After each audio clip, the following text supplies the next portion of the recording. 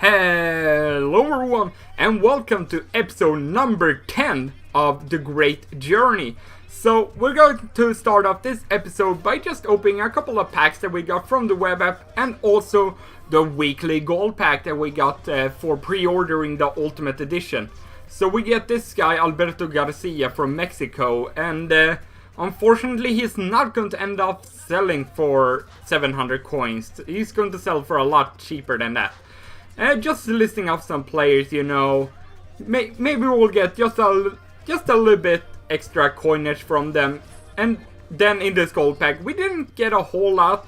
We get Clement here, then we get Grosskreutz, who's actually selling for over 1,000 coins, simply because he's from the Bundesliga, and there's not a whole lot of like top tier right backs in the Bundesliga. You got Piszczek, and then there's like Grosskreutz, and then there's like one or maybe two more.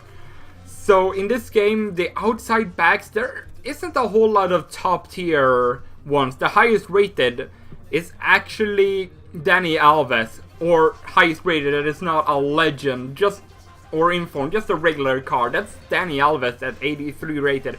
Anyway, first game we got today, 4-1-2-1-2 BPL side. He's got Benteke, and he's got Lukaku up top. He's got pace on the wings with Magidi and Schürrle, with Taarabt in the middle there. And then he's got a solid backline too. That is actually a solid BPL side.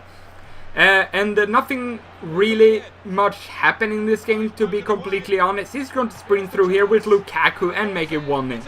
I had a very difficult time breaking this guy down, and this game ended at 1-0, so not a whole lot happened. And as I said, his team was solid, his defense was solid, so I had a really difficult time breaking him down, and that was actually the semi-finals of the Champion Shield. But I basically pretty much played that game only because my players were low on fitness on the main squad, so I'm just going to jump back into another Champion Shield game. This time the first round of it, and the team we come up against is going to be a 4-4-1-1 Serie A side. He's got Klose up top, then just behind him he's got Callejon, and then he's got Buffon in goal. I mean, it's a good looking Serie A side. It's definitely not the best that you can get. But this game, yeah, things didn't really work out. Look at that. If Ruffier would have just not saved that ball, I could have just cleared it away with the man that was on the line. And then in the 35th minute, he's going to sprint here. We're closer, just pass it off to Callejon, who is really quick. And then he's just going to kind of cut inside, and then pass it off to Van Ginkel, and he's going to score and make it 2-0. So, not looking very good, because then in the 45th minute, he's going to power head it in with Miroslav Klose and make it 3-0. So, we're not doing very well at all. He's just going to pass it through. Look at my defenders! What is my right center back doing there? He's just going away from the ball. It's like he was afraid of it.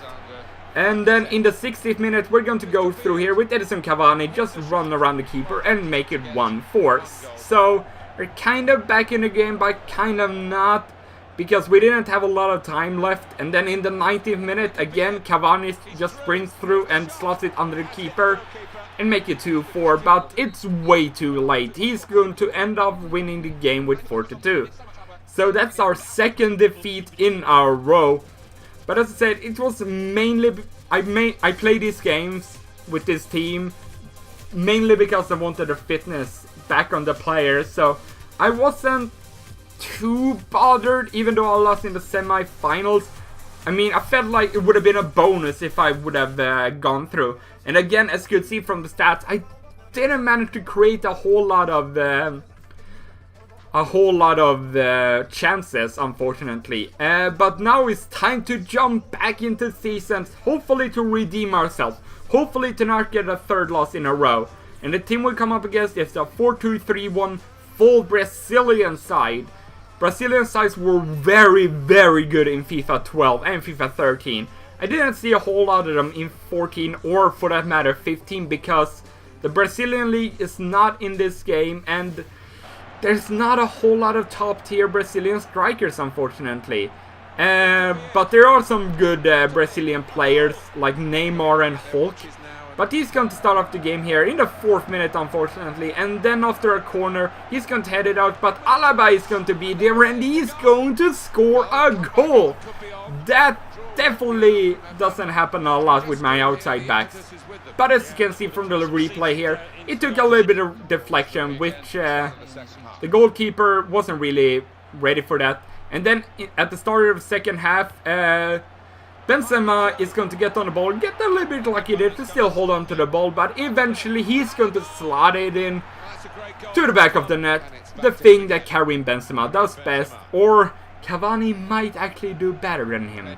Oh well. Anyway, Pedro on the ball here, doing a little bit of dribbling. Perfect pass to Benzema, not a perfect finish, but on the rebound, he's going to be there to head it in to make it 3-1. So we're now 2 goals up, and that is going to be how the game is going to end. So we pick up that very important win for Division 9. And 2 goals from Benzema, 2 assists from Pedro, and a sneeze from me. Sorry about that. As you can see, he only had 3 shots on target. And as you can see right there, we are now promoted to Division 8. But we want that trophy. We want just a little bit more points, you know.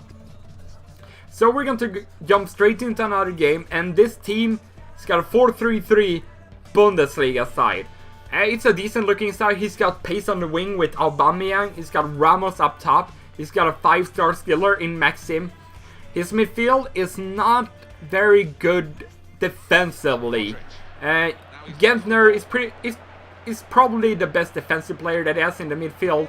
But look at what was my defender doing there? Like how Kagawa just managed to just get to that, I don't know. But look at that ridiculous ball, and then Ramos just falls over. And unfortunately, that is going to mean that Socrates is going to get a red card. So we're 1 man down, and it's not looking very good. And that is actually going to be how the game is going to end. So we pick up a loss. We pick up a red card with Socrates. And lately when I've been playing, I've been conceding a lot of penalties and just general not very good stuff. But you'll see that in some upcoming episodes, because as I mentioned previously, the push and pull is definitely not as good as it was in FIFA 14, because you could push and pull a lot and the opponent's player wouldn't go down. But here, sometimes if you just do it a little bit too much, like maybe 3 times, they just fall over. It's like they don't have any balance at all, it feels like at times. But this team that we're going to be coming up against in the Champions Shield, 4-3-2-1 Serie A side. And he's got Ibarbo up top, and I'm thinking, oh no. Ibarbo is probably in my top 3 most hated players of all time. Up there with FIFA 12 Agbonlahor. He's that cruel. Anyway, a lot of things didn't happen in the first half, as you could see there. He only had 1 shot. But then in the second half, we're going to get on the ball here with Alessandrini. He's got the pace, he's got the left foot, and he's got the goal too now to make it 1-0. And in the 70th minute, we're going to pass it around here a little bit. Cavani, lovely pass there to Alessandrini, who's going to finish it with his weak foot to make it 2-0. And then we're going to just boot it up with Rufia too. Like I said, I don't know what this defender was doing there. He was just pushing up a little bit there, but just doing a little bit of skill moves here. Get pretty lucky to still hold on to the ball. I don't know what kind of skill moves I'm doing there, but good pass there to Gonalons. And Gonalons is just going to get absolutely butchered there in the penalty box. And that is going to yield us a penalty. You will see on the replay here, like, Gonalons didn't stand any chance. Just look at that. And then he just bulldozes him over. Jeez. But anyway, we're going to start up with Cavani. Cavani is going to score the goal and make it 3-0. But then he's going to play the ball through to Ibarbo. This is what I'm talking about. Look at the pace, the blistering pace from Ibarbo. And he's got good strength too. And Keita is going to be the one to just tap it in. And then only a couple of minutes later, the unthinkable starts to happen. He's going to get the ball to Ibarbo. And Ibarbo just uses his pace and he slots it in and makes it 2-3. And I'm thinking, no. No, no, no, don't let this happen again. And fortunately, the thing that I was dreading wasn't going to happen again, because we're going to pick up a narrow 3-2 win. All those 5 goals in the second half. So that is going to be the end of the episode. Thank you very much for watching. Hope you enjoyed it. I will see you guys next time. Goodbye.